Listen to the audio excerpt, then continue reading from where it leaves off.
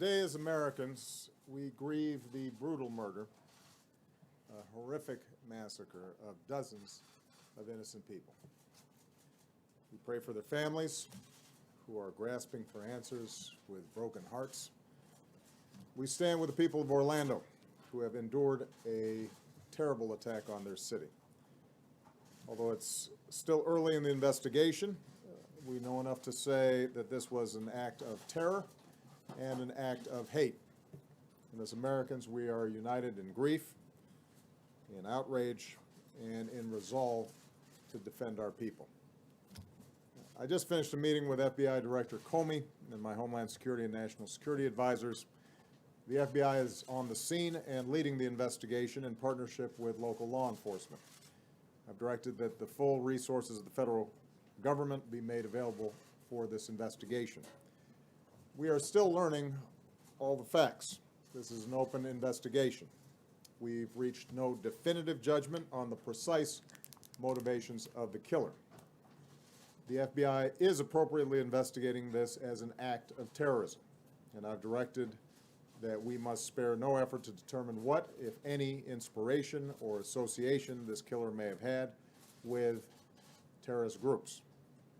What is clear is that he was a person filled with hatred. Over the coming days, we will uncover why and how this happened, and we will go wherever the facts lead us.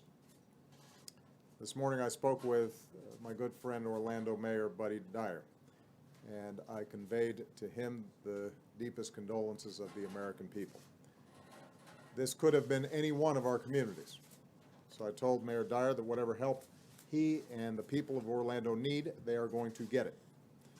As a country, we will be there for the people of Orlando today, tomorrow, and for all the days to come.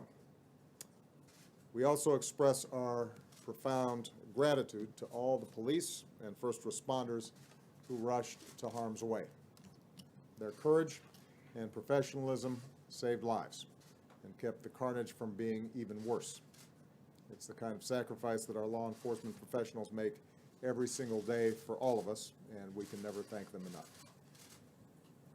This is an especially heartbreaking day for all of our friends, our fellow Americans who are lesbian, gay, bisexual, or transgender. The shooter targeted a nightclub where people came together to be with friends, to dance and to sing, and to live. The place where they were attacked is more than a nightclub. It is a place of solidarity and empowerment where people have come together to raise awareness, to speak their minds, and to advocate for their civil rights. So this is a sobering reminder that attacks on any American, regardless of race, ethnicity, religion, or sexual orientation, is an attack on all of us and on the fundamental values of equality and dignity that define us as a country. And no act of hate or terror will ever change who we are or the values that make us Americans. Today marks the most deadly shooting in American history. The shooter was apparently armed with a handgun and a powerful assault rifle.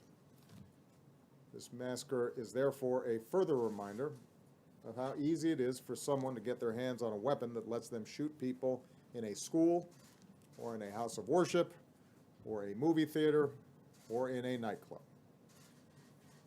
And we have to decide if that's the kind of country we want to be. And to actively do nothing is a decision as well. In the coming hours and days, we'll learn about the victims of this tragedy. Their names, their faces, who they were, the joy that they brought to families and to friends, and the difference that they made in this world. Say a prayer for them, and say a prayer for their families. That God give them the strength to bear the unbearable, and that He give us all the strength to be there for them, and the strength and courage to change. We need to demonstrate that we are defined more as a country by the way they live their lives than by the hate of the man who took them from us. As we go together, we will draw inspiration from heroic and selfless acts. Friends who helped friends, took care of each other, and saved lives. In the face of hate and violence, we will love one another. We will not give in to fear or turn against each other. Instead, we will stand united as Americans to protect our people and defend our nation and to take action against those who threaten us. May God bless the Americans we lost this morning. May He comfort their families. May God continue to watch over this country that we love. Thank you. Mr. President,